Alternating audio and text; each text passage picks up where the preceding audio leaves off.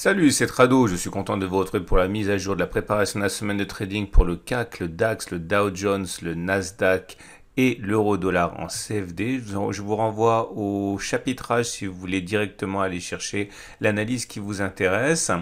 Et voilà où en est le France 40 équivalent CFD du CAC 40. La tendance n'est absolument pas remise en cause. Nous sommes au-dessus de la M7, de la M20, de la M50 qui monte. Autrement dit, la tendance immédiate, la tendance générale et la tendance de fond sont haussières. Dans ces conditions, les traders cherchent généralement à rentrer à l'achat. Première solution, un retour éventuel sur le support journalier 63,19, 63,00 pourrait faire l'affaire. Je vous rappelle que ça doit être assorti d'une stratégie claire avec un stop loss, avec une méthode. On peut éventuellement spéculer à la baisse, mais cela semble très compliqué dans un contexte où nous ne sommes pas sur une résistance et à tout le moins c'est une stratégie qui peut paraître assez risquée. On regarde les bougies Aiki-Nashi pour voir la pression actuelle et sans surprise elle est haussière avec des belles mèches, avec des belles bougies vertes sans mèches basses, avec des mèches hautes plutôt réduites. Aucun signe d'affaiblissement de la pression haussière pour l'instant. On regarde ce qui se passe sur les données intraday. Sur les données 4 heures, c'est tout aussi haussier, on peut le voir, on est au-dessus de la M7, de la M20, de la M50 qui monte, autrement dit la tendance immédiate, la tendance générale et la tendance de fond sont haussières. Nous sommes actuellement en train de négocier un virage crucial, celui du dépassement ou de l'échec au contact de la résistance H4 6392, 6389. Une clôture au-dessus de cette zone est susceptible d'entraîner un flot de traders haussiers qui pourrait entraîner la prochaine impulsion à la hausse. C'est une possibilité d'achat pour les traders qui ont un biais haussier, comme l'est le retour sur le support H4 des 63,52, 63,41, qui a déjà joué son rôle de support sur cette bougie du 7 mai et également la suivante. Bien sûr, un retour sur le support journalier des 63,19, 6300 est tout à fait envisageable. Ceux qui veulent spéculer à la baisse doivent savoir qu'il n'y a pas de résistance au-dessus de nous, ce qui rend la stratégie peut-être un peu plus risquée. Regardez les bougies Aiki-Nashi et comme vous pouvez le constater, c'est vert, donc ce n'est pas baissier. Par contre, pour l'instant, les corps sont un petit peu trop réduits en taille, ou en plus les mèches sont assez proéminentes par rapport à la taille entière de la bougie. Donc ce sont des bougies haussières, mais pas excessivement haussières non plus. Mais attention, la bougie en cours est par définition toujours en construction. On verra à la fin de sa formation si elle est plus positive qu'elle l'est actuellement, mais en tout cas ce ne sont absolument pas des bougies baissières. On passe à l'Allemagne 30, équivalent en CFD du DAX, pour constater que la tendance est haussière, puisque nous sommes au-dessus de la M50 qui monte, donc la tendance de fond est positive. On est au-dessus de la M7 et de la M20 qui montent également, mais à bien y regarder, d'une part la M20 est plutôt plate que haussière, et d'autre part la M7 est en dessous de la M20. Donc la tendance de court terme est bien haussière, la tendance générale est plutôt neutre. Les traders qui veulent acheter attendent sans doute que l'on se hisse au-dessus de l'obstacle de la résistance des 15 500, plus particulièrement une clôture au-dessus, pour éventuellement envisager un achat. C'est ce qui se fait de manière classique. Ils mettront généralement le stop loss si on repasse en dessous de cette zone. Le support journalier des 14 900, 14 824 pourrait également intéresser les traders qui auraient un biais haussier. À regarder les bougies Aiki-Nashi, on constate que cela reste haussier puisque nous sommes sur des bougies vertes sans mèche basse.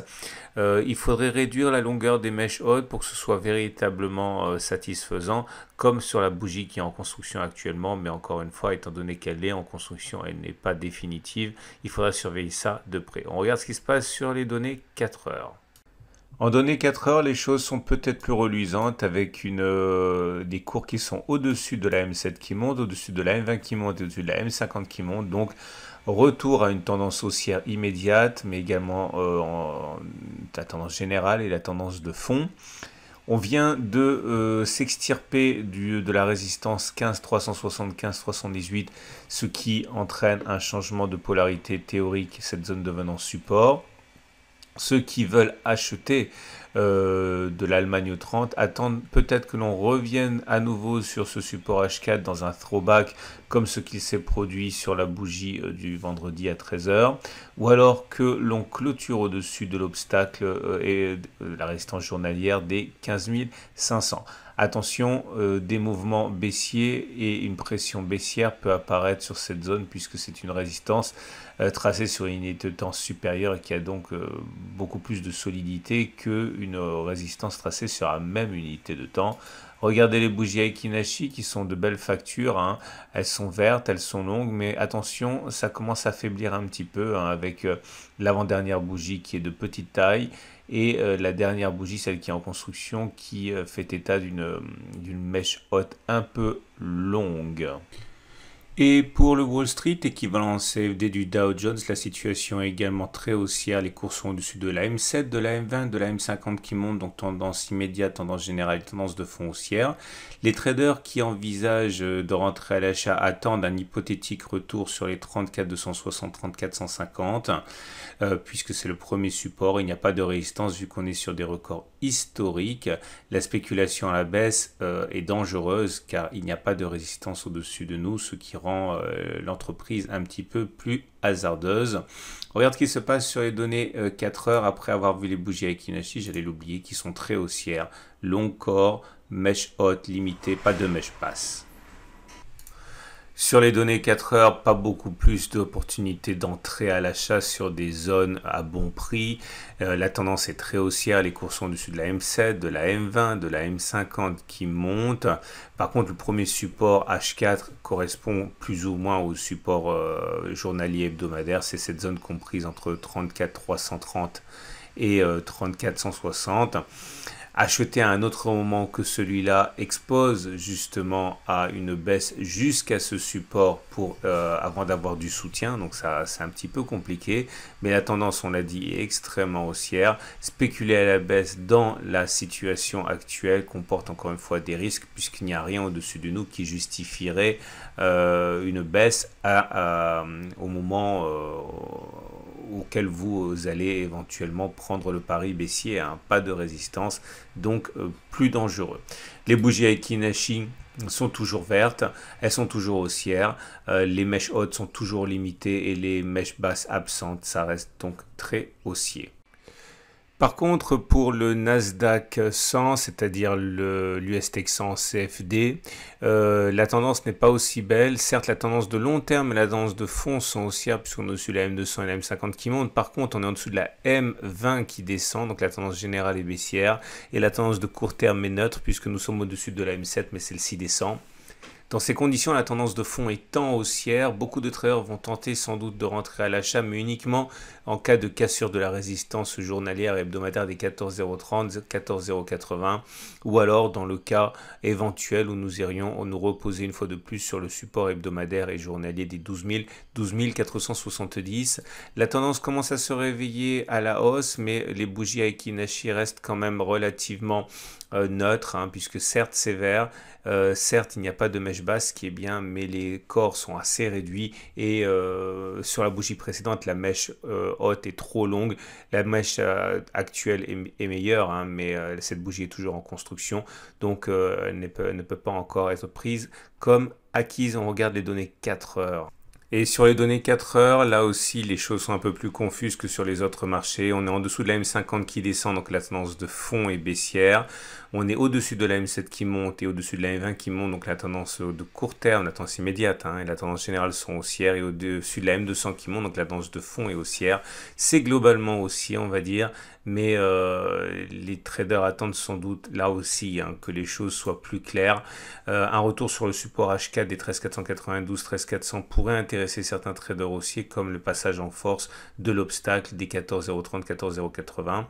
Ceux qui ont un biais baissier peuvent tenter un trade dans le sens du sud, hein, au contact de cette zone des 14,030, 14,080, puisque c'est une résistance qui existe sur l'unité de temps supérieure. Regardez les bougies Aiki Nashi qui montrent que c'est plutôt haussier, hein, mais encore une fois, la petite taille des corps et la part de la taille, la part de la mèche haute dans la taille globale de la bougie est trop importante. Donc légère pression haussière pour l'instant. Et on termine ce tour d'horizon avec l'euro-dollar. En données journalières, les choses sont bien engagées. Les cours sont au-dessus de la M7, au-dessus de la M20, au-dessus de la M50. Cette semaine, on vient de s'extirper et de casser la résistance journalière des 1,2148, 1,2126. Il y a donc théoriquement un changement de polarité.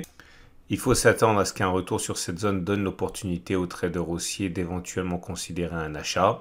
Nous avons également un autre support journalier pas très loin, c'est celui des 1,2082, 1,1994 qui sera aussi normalement sollicité en cas de velléité de trade haussier.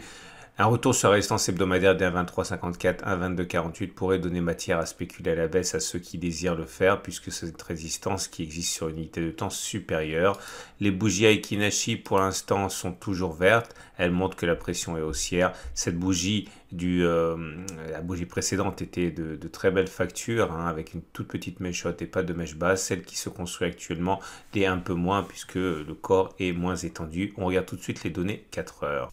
Et ces données 4 heures indiquent que la tendance est là aussi haussière. Les cours sont au-dessus de la M7, de la M20 et de la M50 qui montent. Donc la tendance générale, la tendance immédiate et la tendance de fond sont haussières. On est proche d'une zone de support qui pourrait être sollicitée par les traders qui veulent se mettre dans le sens de l'achat, comme le franchissement de la résistance H4 des 1,77, 1,70 pourrait le faire. Ceux qui envisagent de spéculer à la baisse n'ont pas véritablement de possibilité sur cette unité de temps, car la seule résistance est sur la même unité de temps, c'est une tendance haussière, c'est un peu dangereux. On revient sur la zone grise éventuellement pour trouver des opportunités de zone de spéculation à la baisse. Pour l'instant, les bougies Aiki Nashi ne sont absolument pas baissières. Vous pouvez voir que c'est une première bougie qui apparaît et qui est rouge, mais elle n'est même pas constituée. Elle est en tout début de formation et son corps est très réduit. C'est pas suffisant pour avoir une vraie pression baissière comme on a pu en avoir précédemment. Je vous souhaite une excellente journée. Je vous invite à regarder à la fin de cette vidéo la préparation de la semaine de trading sur crypto et également la préparation... l'analyse technique de moyen terme sur les indices. Je vous dis à très vite pour une autre analyse technique et n'oubliez pas de revenir régulièrement sur cette vidéo au cours de semaine pour voir si on est sur des zones clés